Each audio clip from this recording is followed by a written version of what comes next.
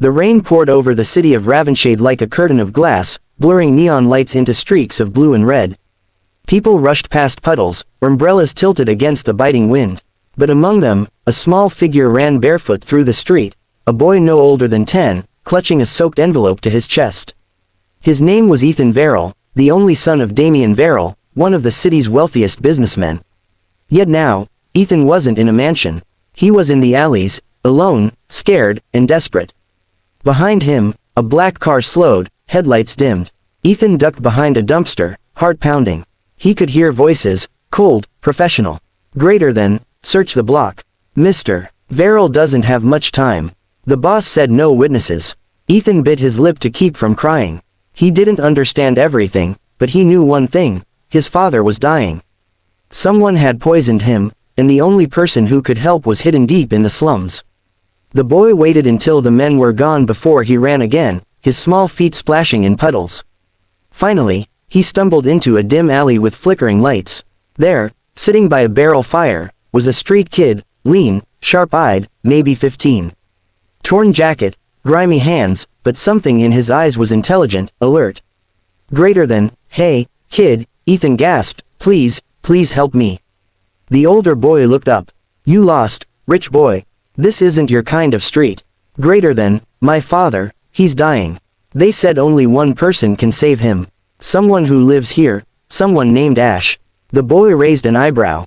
You're looking at him. Ethan's breath caught. You're Ash. The teen smirked slightly, tossing a small knife in his hand. Depends on who's asking. Greater than, please. Ethan fell to his knees, pulling out the envelope. My father, he's been poisoned. The doctors said it's a rare toxin. He was supposed to meet someone who knows about old street medicine. I found your name in his papers. Ash's expression shifted from amusement to suspicion. Your father knew me. Greater than, yes, please, I'll do anything.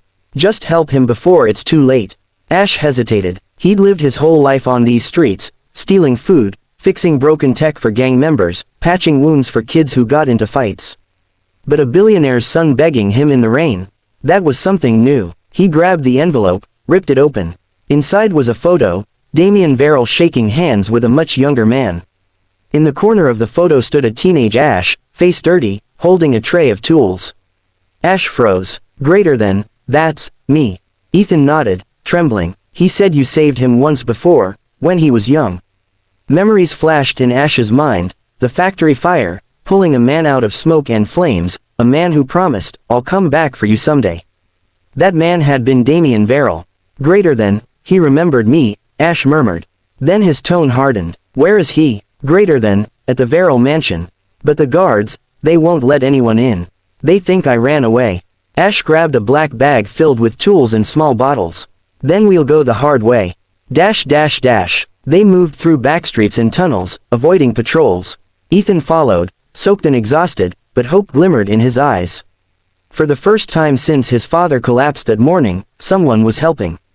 When they reached the mansion's outer wall, Ash whistled low. Rich people always build castles. But even castles have drains. They slipped through a storm pipe and emerged in the lower garden.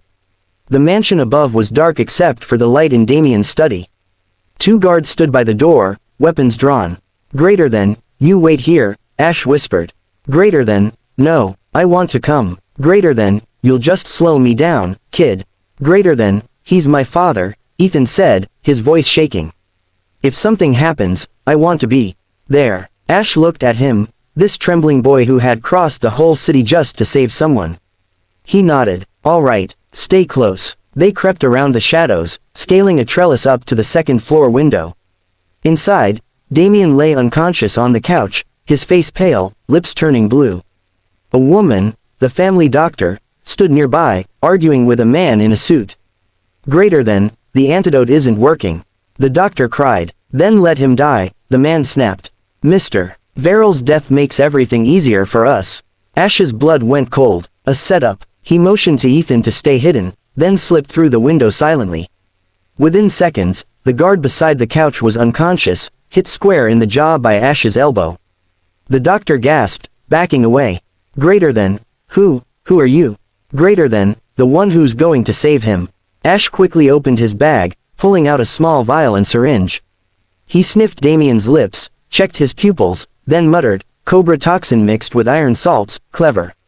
Ethan rushed forward, crying, "Dad, please wake up." Ash didn't waste a second. He injected the antidote and massaged the pulse point near Damien's neck. The man's body trembled, coughed, then gasped for air. "Greater than, Dad, you're alive," Ethan sobbed, hugging him. Damien's eyes fluttered open, weak, but aware. When he saw Ash, confusion crossed his face. You grew up. "Greater than, you owe me another life," Ash said simply. But before anyone could speak again, a gunshot shattered the window. Glass rained over the floor. Ash shoved Ethan down, rolling behind a desk. Bullets tore through the curtains. "Greater than, move," Ash shouted, dragging Damien toward the hidden door. "Someone wants you dead for real this time." The doctor screamed as another shot hit the wall beside her. She dropped the medical tray and fled. Ethan's heart pounded. "Who's doing this?" Ash peeked from cover, saw the suited man from earlier talking into a headset, giving orders. "Greater than, he's calling a hit squad," Ash hissed. "Looks like your dad's business partner isn't a friend anymore." He helped Damien up. "Can you walk?" "Greater than, barely," Damien rasped. "But I'll try." Ash guided them through a servant corridor toward the garage. He knew the layout from years ago, when he'd once cleaned these halls as an orphan helper before being thrown out. The irony wasn't lost on him. Suddenly, the lights went out. Emergency alarms wailed. "Greater than, they've cut the power." Ethan cried. Ash grabbed a flashlight and pushed open the garage door. "Get in the car, now." A black SUV screeched to life as more armed men poured into the courtyard. Ash floored the accelerator, smashing through the gates. The night exploded with chaos, gunfire, shouting, and flashing lights. For a moment, Ethan looked back through the rear window, saw the mansion burning, red against the rain. His father coughed weakly beside him, clutching his chest. "Greater than, Ash," Damien whispered. "Why did you come back?" "Greater than, because your son asked me to." Ash's voice was hard, but inside he felt something unfamiliar, pride. The street had taken everything from him, family, friends, trust. But this boy's faith had brought him back into a world he'd sworn to forget. They drove to the old docks, an abandoned warehouse where Ash often hid from gangs.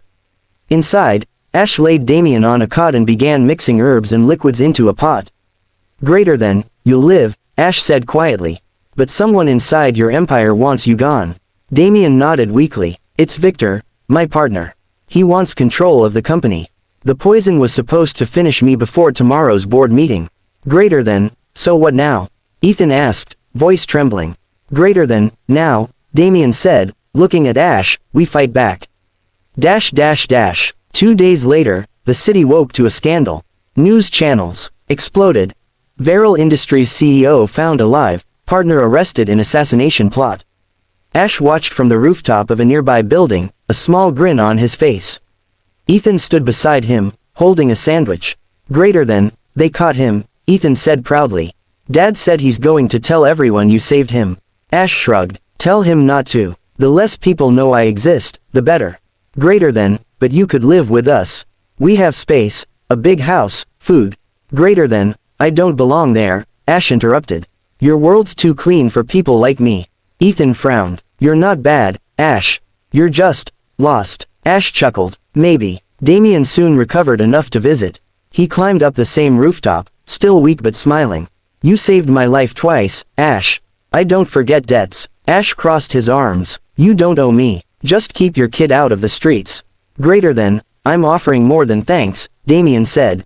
"A job, a home, a real chance." Ash looked away at the skyline, the towers, the flashing signs, the noise of life he'd never been part of. Then at Ethan's hopeful eyes. "Greater than, if I come with you," he asked, "do I get to keep who I am?" Damien nodded. "Yes, but maybe you can become more." Weeks passed. The mansion was rebuilt. Security doubled. Victor's trial ended with a life sentence. Ash now wore clean clothes, worked in the security division, and even helped design community programs for street kids. But he never forgot where he came from.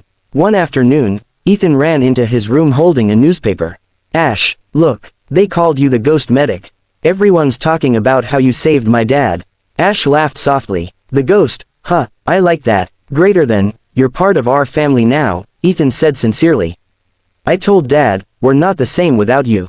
Ash looked down at the boy who had once knelt in the rain begging for his father's life, and realized something profound.